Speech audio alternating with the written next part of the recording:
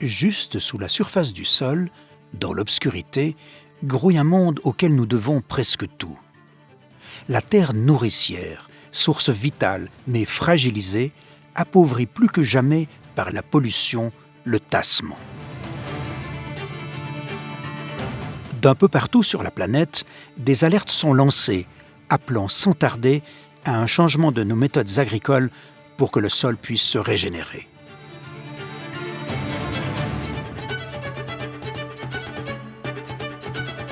Mais qu'est-ce que ce sol, si souvent méconnu ?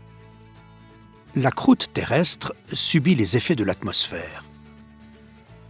L'eau, l'air et la biologie altèrent la roche qui se désagrège en particules minérales de plus en plus fines, d'abord des cailloux et du sable, puis du limon et enfin de l'argile.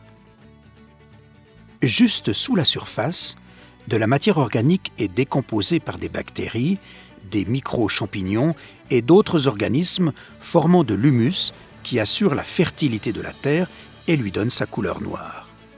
Ensemble, les constituants minéraux et la matière organique composent la base du sol, la structure dans laquelle les végétaux vont se fixer et puiser, grâce à leurs racines, l'eau et les éléments nutritifs dont ils ont besoin pour croître.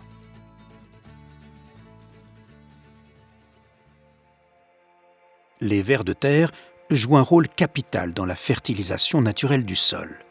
Ils mélangent la terre dans leurs tubes digestifs, où les matières organiques et minérales sont liées au cours du transit pour former des agrégats chargés en nutriments. Les vers ont également un rôle de véritables ingénieurs dans la structure du sol. Les galeries qu'ils creusent peuvent mesurer des centaines de mètres pour un seul mètre cube de terre et aménager ainsi des habitats pour d'autres organismes. En plus, élément fondamental, ces galeries assurent l'écoulement des eaux de pluie, l'aération du terrain et facilitent l'enracinement des végétaux. Car les végétaux ont besoin d'une terre poreuse et riche en nutriments pour assurer leur croissance. Mais cette terre vivante est très fragile et peut rapidement être détruite lorsque l'activité humaine est inadéquate. La pratique ancestrale du labour est aujourd'hui combattue. C'est quelques centimètres sous la surface du sol que la vie favorable à la croissance végétale s'organise. Les couches ne doivent pas être mélangées car chacune abrite une population de micro-organismes bien déterminée. Retourner la terre place à l'air libre la vie souterraine qui est peu à même de supporter la lumière, les ultraviolets et l'atmosphère ambiante. Et la terre, tassée sous le poids des machines agricoles, se compacte en mottes de plus en plus dures qui empêchent l'eau de s'infiltrer. On parle alors de semelles de labour où les racines peinent à s'enfoncer. Dans cette expérience, 2 graines identiques sont plantées. L'une dans une terre riche, à gauche, qui a été prélevée proche de la surface du sol, la seconde à droite, dans une terre extraite d'un sol plus profond, manquant de porosité et que peu d'organismes vivants habitent. La terre riche permet aux racines de se déployer en de nombreuses ramifications qui rendront la plante plus solide.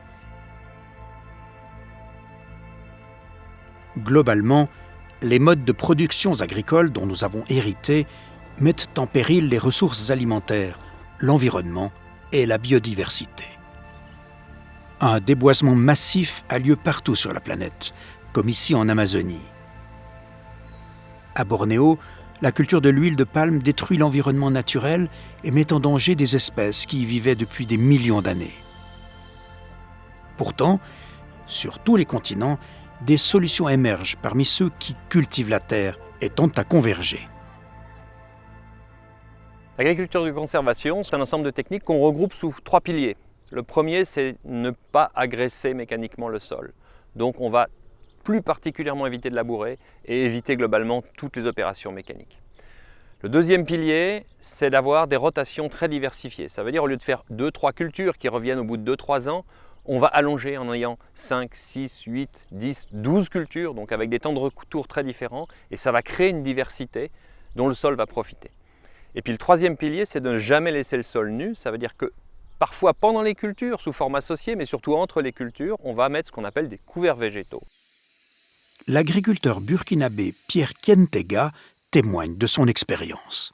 Au Burkina Faso, où je suis, avec mon épouse, nous avons reçu une terre qui était complètement aride. Nous apportons de la matière organique, les feuilles mortes, la paille. Cela enrichit le sol qui reprend vie. Yvan Cholet pratique depuis une dizaine d'années l'agriculture de conservation en campagne genevoise. L'agriculture de conservation, c'est la vie du sol d'abord. Notre objectif, c'est de tout faire pour amener de la vie dans ce sol. À partir du moment où on a un sol vivant, on arrivera à produire des aliments de qualité. Les couverts végétaux ont plusieurs rôles pour éviter le lessivage des sols, c'est-à-dire venir capter tous les éléments mobiles dans notre sol qui viendraient être lessivés. Donc on va venir semer des couverts, des plantes entre deux cultures, pour pomper tous ces éléments libres dans notre sol, pour pas qu'ils partent dans la nappe phréatique ou dans les ruisseaux et ainsi de suite. Un sol, si on veut qu'il travaille, il ne doit jamais monter en température, il ne doit jamais sécher. Donc à partir du moment où il est couvert, il sera à l'ombre et protégé des rayons du soleil, ce qui va éviter la montée en température des sols. Une fois que ce couvert va être détruit, il va être mangé ou digéré par toute la vie du sol, aussi bien champignons, vers de terre, mille-pattes, et tous les micro-organismes du sol. C'est très important, ils ont besoin d'avoir cette nourriture en surface. L'idée, ça serait peut-être de mettre un label sur pied pour promouvoir cette qualité de sol, un label sol vivant.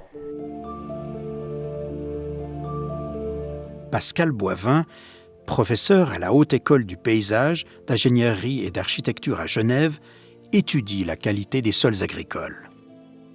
Donc là, on a extrait un bloc dans une parcelle qui n'est pas en agriculture de conservation, qui est très représentative de ce qui se fait généralement, qu'on appelle conventionnel, c'est-à-dire du labour. Ça a été compliqué de l'extraire parce que ce sol, une fois sec, mais comme il est compact, devient très très dur. Mais voilà, un espèce de bloc monobloc. Je vais dégager des surfaces comme ça, complètement lisses, complètement fermées. L'eau ne va pas rentrer, l'eau ne va pas être stockée, donc il n'est pas aéré, mais il ne stocke pas d'eau non plus. Je trouve des matières organiques peu ou pas décomposées, de rares racines qui ont réussi à passer, probablement grâce à un ver de terre. Ça, c'est l'état du sol, malheureusement très représentatif de nos sols de la région. Par comparaison, le même sol, en agriculture de conservation depuis une dizaine d'années, le voilà. On n'a pas réussi à amener un gros bloc, parce qu'il s'émiette naturellement. Si je le prends, j'exerce à peine un effort. L'ensemble va se déliter et avec des agrégats qui peuvent être extrêmement poreux, extrêmement fins. Beaucoup de racines dedans, beaucoup de débris en train de se décomposer cette fois de façon très active. On est sur le très bon chemin et on a déjà fait un énorme travail. Mieux aimer la terre, c'est se rapprocher du fondamental, lieu de ralliement entre ceux qui la cultivent et nous tous, qu'elle nourrit.